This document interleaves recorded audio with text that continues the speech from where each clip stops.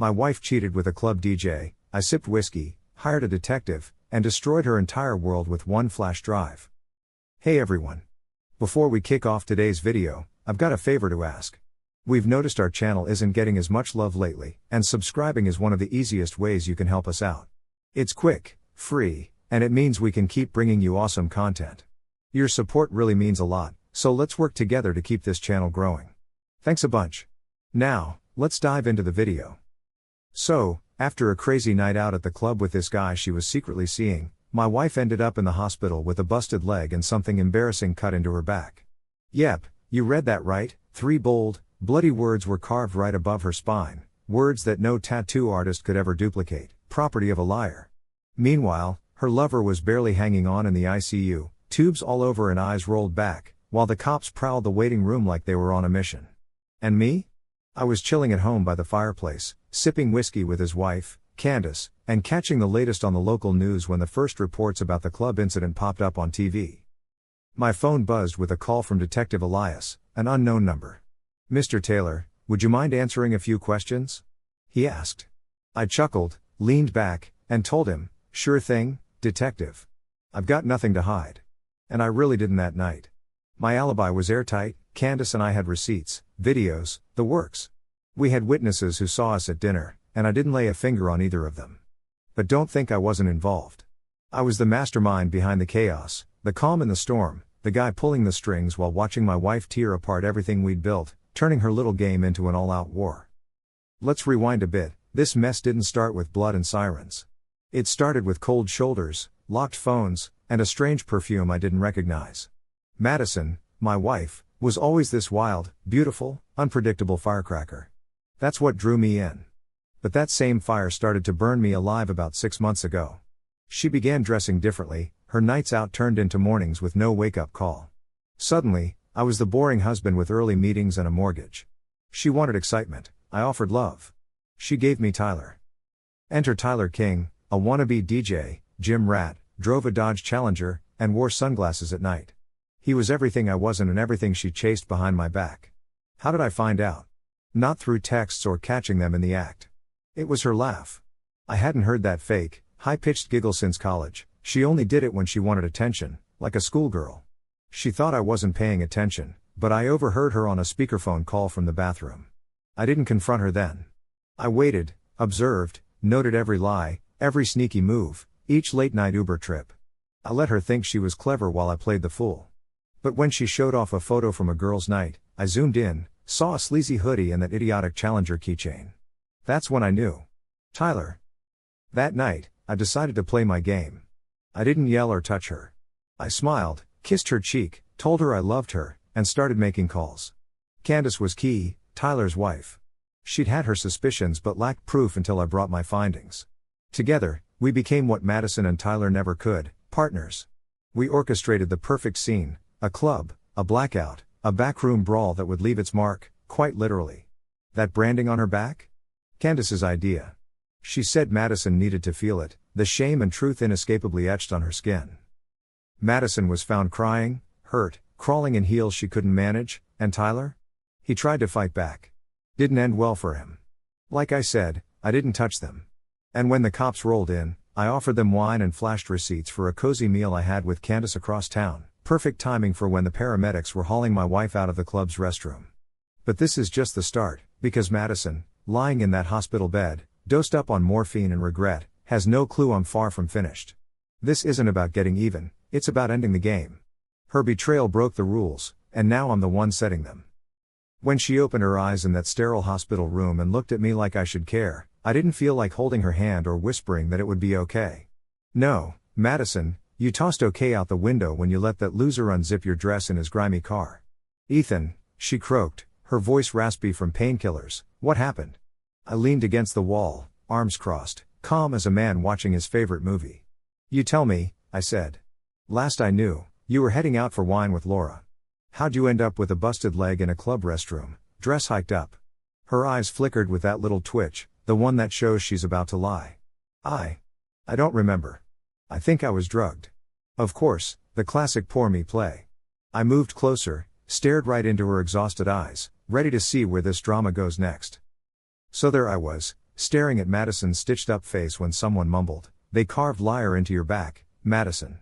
Honestly, it wasn't random. Madison just turned her head and muttered, "Good." That's when Candace waltzed in. Madison went pale, like, ghostly pale. Candace didn't say a word, she just stood in the doorway all ominous, arms crossed, watching Madison try to breathe through her cracked rib. Madison gasped, "Why is she here?" I couldn't help but grin. "Oh, she's with me." That seemed to hit Madison harder than her broken leg. "Are you serious?" she asked, and I just replied, "As a heart attack." I pulled up a chair and filled her in on the scoop. While she was off playing sneaky squirrel, Candace and I were piecing the whole story together. Every sneaky text, every shady spa getaway that ended in motels or some bathroom stall. Madison started with the excuses, "I didn't mean to." I cut her off. "Oh, you meant all of it. You just never thought I'd catch on. You thought I'd keep being Mr. Loyal while you played house with a dude who wears muscle tees in January." Her eyes welled up, but it was the crocodile tears kind. "You think I wanted this?" she snapped. "You think I planned for Tyler to get hurt, for me to end up like this?" Candace finally chimed in, "No, you didn't plan for me to find out. You thought you were clever, Maddie, but you were just loud." She tossed a flash drive onto the hospital tray. "There's footage," Candace said icily. "Club's back cameras. Your husband and I made sure everything was backed up." Madison's jaw dropped, she was speechless. "This is insane," she muttered. "You're framing me." "Nah," I said. "No need to frame you, you pretty much set yourself up." I stood up and grabbed my coat, looked down at her. "You know what hurts the most? Not the affair, not the lies, it's that you didn't even try to hide how little I meant to you." Her lips quivered. "Ethan, please." I shook my head slowly. "No, Madison, save your breath. You'll need it to explain all this to your mom and the lawyer." Her eyes widened. "Lawyer?" I just smiled. "Yep, I'm divorcing you. You're gonna lose the house, the car, your social media gigs, and when the nurses ask about your back, you'll have to lie again because the truth. That'll humiliate you." Then Candace and I walked out. We didn't say anything until we hit the elevator. She turned to me, "You okay?" I shrugged, "Nope, but I'm done being quiet." As the elevator doors shut, I realized I wasn't broken, I was just getting started. You know, here's the thing they don't tell you about revenge: it's not loud, or messy, it's clean and sharp. And the best part? They never see it coming. 2 weeks before Madison's hospital drama went down, I was playing the clueless spouse in our kitchen. Pancakes, coffee, fake morning kisses, the full charade. Meanwhile, Candace and I were plotting like we were organizing a wedding, not a takedown. We had everything: phone records, private messages, hotel bookings under silly fake names, Mr. and Mrs. Knight. Seriously? We weren't just watching them, we were analyzing everything. Tyler had this routine: every Friday after the gym, he'd head to this bar on 8th Street, thinking he was slick by parking around the back and texting Madison to wait a bit so they wouldn't arrive together. She wore that red leather jacket she got behind my back, the one she claimed was a gift from Laura, who, by the way, moved to Chicago last year. Their favorite hangout? The Velvet Room, a neon-lit dive where secrets and inebriation went hand in hand, but cameras? They were always on the fritz, except one. The camera above the emergency exit caught everything. The night I decided to set my plan into motion, Candace and I had an inside man, a bartender named Leo. He couldn't stand Tyler. Apparently, Tyler never tipped. So when we asked for access to the secret back room, Leo simply grinned and said, "I'll leave it unlocked." Madison arrived that night, teetering on ridiculously high heels for someone sneaking around, her lipstick smudged before she even got a drink. Tyler greeted her like a lost puppy, hand on her waist, whispering sweet nothings. They giggled their way to the back room. Little did they know, that would be their last laugh. See, Leo had made the room just light enough to read the writing on the walls, and I mean her back was the canvas. I didn't even have to hire anyone for the job, that's the genius of it. Tyler had enemies, some deals gone sour. All I had to do was tip off the right person about where he'd be, with whom, and when. Madison got caught in the crossfire, and you know what? I don't feel bad. She wrote her betrayal long before anyone else got the chance. So, did the media ever jump on this story fast? After the club attack where 2 people got hurt, nobody knew why it happened, but photos started leaking all over the place. The real kicker was a message scrawled on her back that blew up online, saying "property of a liar." It sparked a frenzy of memes and even led to some t-shirts being printed. Madison, the influencer queen, found herself right in the eye of the storm. She couldn't delete the stuff quick enough, and her modeling sponsors dropped her like a hot potato.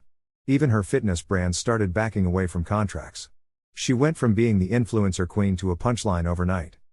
And then there was Tyler, in a hospital, unconscious since that night. They say he's stable but still in bad shape. Candace visited him once, standing by his bed and saying, "I hope you hear this, Tyler. I hope you dream of it every night. You tore your family apart for a woman who can't even lie properly," referring to Madison. Madison had no clue about the extent of the chaos until she got back home and texted me, pleading, "Please talk to me. I never meant for it to go this far. I love you." But I couldn't reply. Her version of love was sneaky affairs and lies marked by lipstick stains. This was my cue to vanish for a while. I took some time off work, planned a short trip, and left without a note or explanation. I wanted her to sit in the mess she made and feel the loneliness she created. I wasn't gone forever, just long enough for her to wonder if I'd return and for me to figure out if I should. I disappeared for 5 days, no texts, no calls, no updates, just silence where I used to be. Madison didn't know where I was, which was exactly the point. She needed to feel ignored, confused, and helpless like I did for months. I wanted her to wait by the door, hoping I'd walk in, while I was actually across the country somewhere peaceful. While there, I sat on a terrace at night with a bottle of bourbon, totally forgetting about everything. The wind and waves silenced her voice in my head. And I didn't miss her, which felt incredibly liberating. After discovering her lies, instead of breaking down, all I felt was freedom. Madison tried to call me 42 times, messaged my sister, emailed my work, and even reached out to Candace. Candace just texted her, "He's done with you. Be done with yourself." What happened after that, I'm not sure, but I could imagine Madison screaming at her phone in our old living room, surrounded by her betrayal. On the 6th day, I flew back, not for her, but to see the aftermath for myself, to make sure the storm had done its work. I walked into a dark house with no romantic apologies waiting, just Madison on the kitchen floor, looking ghostly and tear-streaked. "Ethan," she sighed, as if saying my name would save her. I didn't say a word as she shakily got up, her legs still recovering from that fateful night. "I thought you left for good," she said. I closed the door and dropped my bags. "I considered it," I admitted. She reached out to touch me, but I stepped back, making her flinch. "Can we please talk?" she pleaded. "I know I messed up. I know I don't deserve you, but I can't sleep, I can't eat, I feel like I'm losing my mind." I almost laughed because it was me who went crazy first, listening to her lies night after night and convincing myself I was imagining things. Now, she was drowning in the mess she created. She tried to explain herself, saying Tyler made her feel something because she was bored or scared. I cut her off. "Don't you dare use bored as an excuse for betrayal." She broke down crying, admitting she made a mistake. "No," I said sharply, "you made a series of choices, and now you're upset because it exploded in your face." She was shaking, saying she didn't want to lose me. "You already have," I replied. Silence hung between us, then she quietly asked, "What are you going to do?" I looked around our kitchen, still littered with fake smiling photos, and said, "I'm finishing what I started." Her eyes widened. "What does that mean?" It meant I'd already filed for divorce and sent the full story, including evidence, to her sponsors. "I'm not just erasing you from my life," I leaned in closer, "I'm making sure the world sees who you really are." She crumbled onto the floor, but I didn't stick around to watch. I went upstairs, packed my things, and walked out with just my keys. As I left, she looked up with wide eyes and uttered, "Man, something happened that I never saw coming." "Ethan, was it you?" she asked. I stopped in my tracks, and she didn't even blink. "We were at the club that night, remember? The carving, the cameras, the perfect timing, was it you?" I stared at her for a long time and then just shrugged it off with a smile. "Doesn't matter now, does it?" I said, walking out. That day, I swore I'd never talk to her again. But fire, it's funny, it doesn't just destroy a house, it lingers in the air long after the flames are gone. And Madison, she was still there, suffocating in the mess she never saw coming. Within a week, she was everywhere, but not in the way she was used to. No more photo shoots or collabs, all of her sponsors and fans did a quick about face. Those polished Madison Taylor lifestyle posts with their fake smiles and perfect filters? Gone. The influencer world turned on her fast. Screenshots of her texts blew up on Twitter, and Reddit had clips of her laughing it up with Tyler in the dim club lights. Even her own fans were harsh in the comments. This was the girl who was all about loyalty? Karma was definitely giving her a makeover worse than any tattoo artist ever could. She wrecked her marriage over a guy who couldn't even handle his own life. I kept quiet. I didn't need to say a thing. The truth had its way of stepping out on its own. I focused on cleaning up my life, minus all the drama. Moved into a new apartment, no chaos, no sneaky backup phone in a drawer, just me and some peace and quiet I hadn't realized I was missing. But the calls kept rolling in from blocked and unknown numbers. One night, I finally picked up.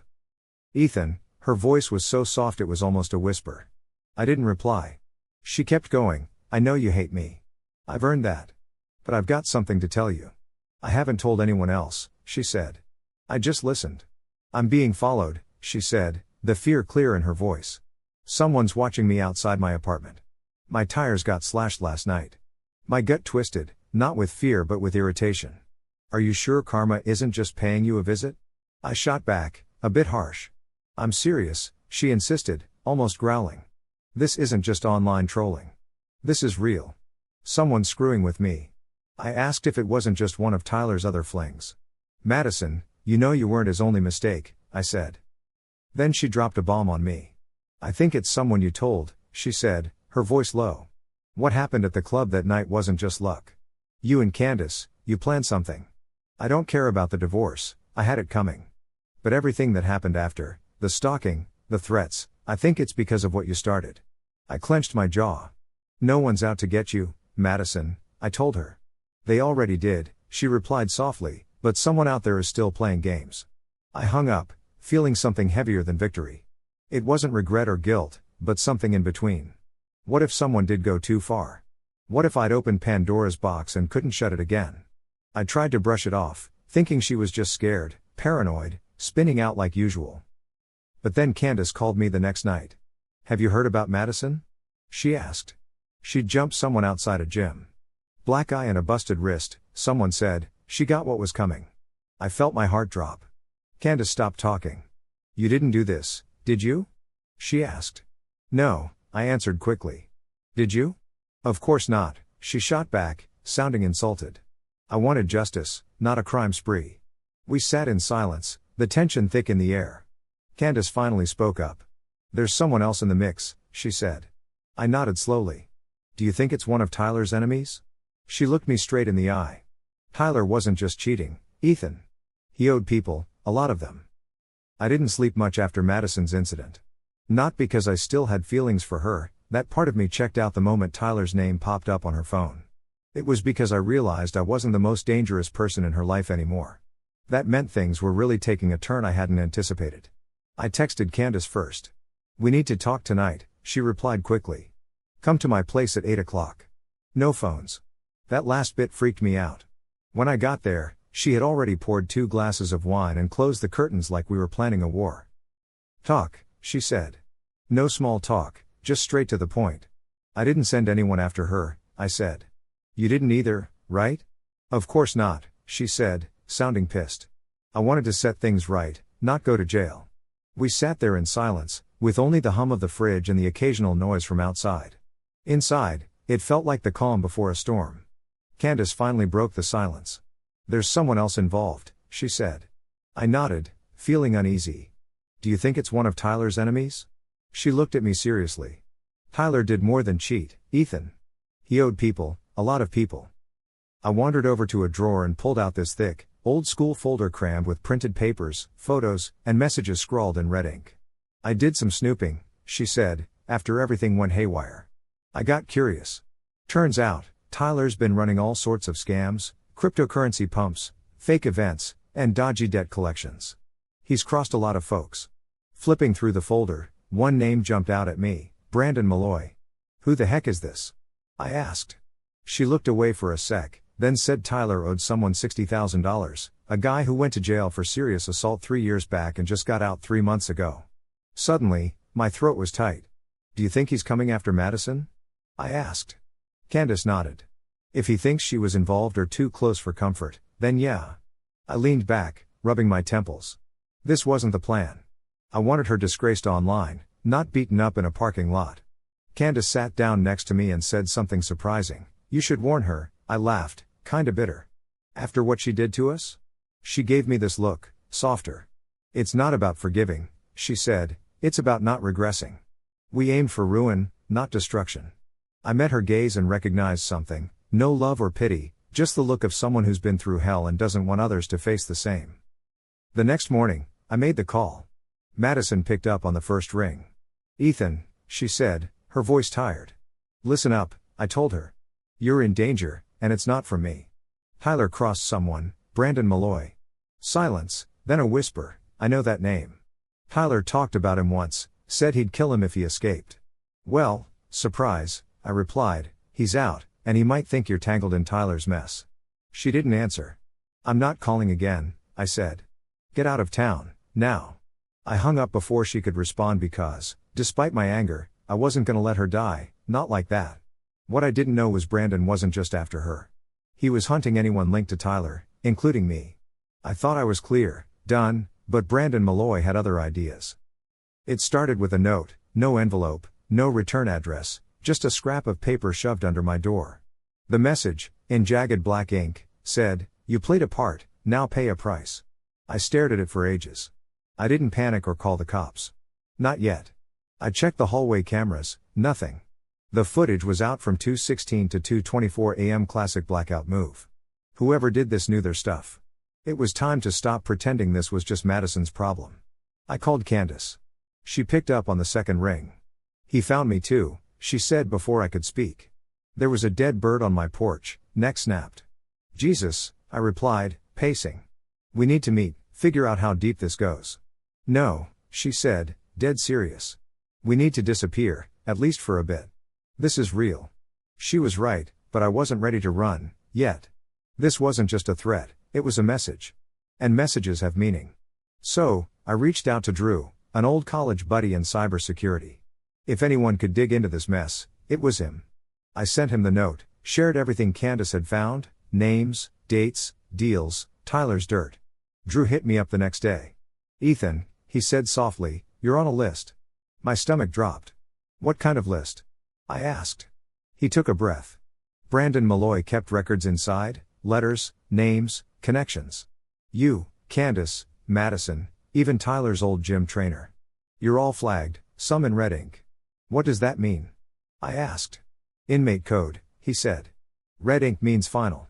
I sank into a chair, hand shaking. "Brandon's not after revenge," Drew continued. "He wants to cleanse. He thinks Tyler's circle conspired against him, whether it's true or not." I hung up without a word. This wasn't just a vendetta, it was a crusade, and I was in the crosshairs. That night, I packed a go bag, only essentials. Changed my phone, wiped my laptop. And I did something I never thought I'd do, I called Madison. Her voice was faint, wary. "Hello? It's me," I said. "You should leave, tonight." "I'm already gone," she replied. "Checked into a motel 2 states away. I didn't expect you to call." "I had to," I explained. "We're all targets now." Silence stretched out, then she said something unexpected.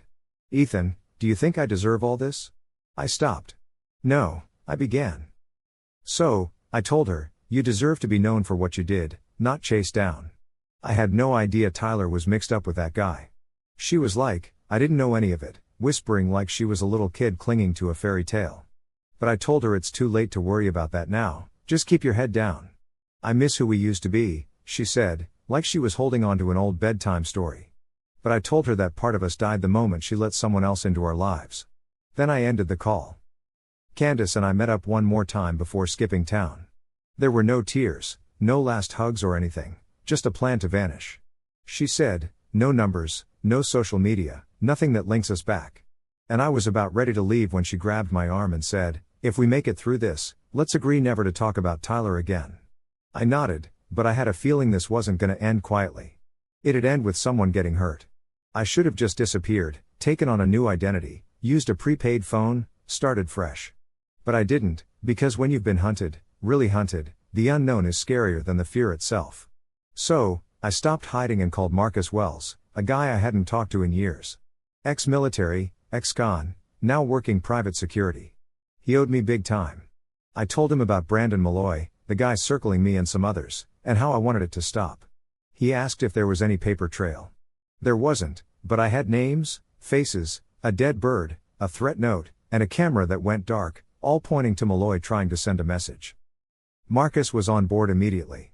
"I'll find him," he said. 3 days later I got a text, We found him. He's alone in Philly. I wanted to face him, the guy whose rage had wrecked my world, my former marriage, and everything that once seemed like a future. I booked a one-way ticket, not really looking to fight, but needing to see him. We met in a run-down warehouse outside Kensington. Total cliché, broken windows, rusty gates, darkness thick as fog. Marcus was just a shadow leaning against a brick wall near the exit. "He's in there," he said, warning me that Brandon wasn't exactly balanced. Neither was I told him, and walked in. The place smelled like oil and something foul. Rats skittered around the ceiling beams. Then there he was, Brandon, mid-40s, shaved head, big hands, the kind of guy who looks like he could crush you with a handshake. He was sitting on a folding chair, flicking a switchblade, grinning like he knew every secret I had. "You're Ethan," he said, not even looking up. "Yeah," I replied. "You helped ruin me," he continued, like he was complimenting me. "You and your wife with her partner thought you could outsmart me. Well, turns out betrayal is a roundabout." I stepped closer. "This ends now," he laughed, asking if I thought I could scare him. I told him I wasn't here for that, I had a deal for him. His curiosity piqued. "Leave Candace and Madison out of this, and vanish. In return, I'll back off, let you breathe easy again." His grin widened, skeptical. "Why trust me?" "Because I had something he wanted." I tossed a flash drive on the ground between us. "These are Tyler's contacts," I said. "The real ones. All his secret files, every scam, every cent he ever moved." Brandon picked up the drive with a greedy look. "Will this get me my money back?" he asked. "More than that," I said. "It gives you power. But only if you leave us alone." He stood up, getting right in my face, the smell of tobacco clinging to him. "I could kill you right here." I shrugged. "Sure, but then the deal disappears, and you'd be running forever from ghosts and cops." We locked eyes, the air thick with the silent battle between us. Finally, he took a step back. "Deal," he muttered. And just like that, it was done. I left that dingy warehouse feeling like I'd come through fire and survived. Madison never got back in touch, and Candace vanished just like she promised. I respected her choice, the quiet she fought for might be the only real closure. What did I learn from this mess? That betrayal leaves scars you can't see, and love can hurt just as bad as hate. Revenge doesn't heal you, it just sets you free. If you're reading this and wondering what to do when someone you trust stabs you in the back, here's my advice: don't chase after justice. Thanks for sticking around for the ride. Don't forget to subscribe and hit the bell so you never miss out on another crazy story.